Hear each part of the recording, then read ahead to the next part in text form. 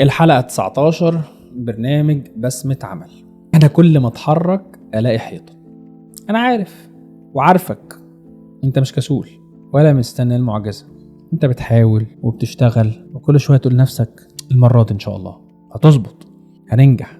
لكن اللي بيحصل كل ما تحرك خطوة تلاقي حيطة، تقول فكرة تلاقي رد عليك مش وقته، تطلب تدريب يقولك مش في الميزانية، تبين شغلك خلي ده بينا ما تحرجناش. وساعات تشتغل وتطور من نفسك بس ييجوا يرقوا حد، يختاروا اللي بيمشي جنب الحيط بدل اللي واقف على رجله.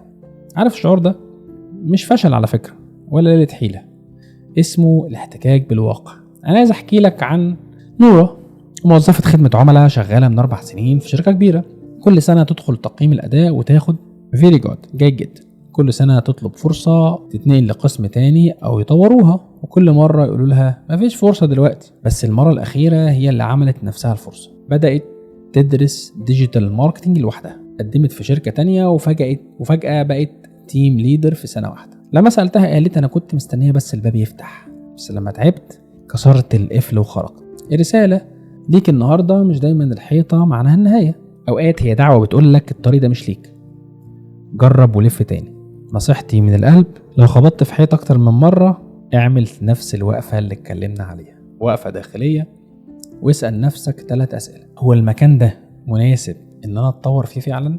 هل أنا بحاول أطلع سلم مش مربوط بالحائط اللي أنا فيه أصلا؟ فكر فكرة بره الصندوق اللي أنا فيه. إيه المهارة مهارة واحدة اللي لو زودتها تفتح ليا باب جديد بره الحيطة اللي أنا فيها؟ سؤالي ليك النهاردة، هل أنت بتحاول تتحرك جوه حيطة ولا محتاج تغير الاتجاه كله وتبني لنفسك باب تخرج منه؟ اشوفكم في حلقة جديدة من برنامج بسمة عمل.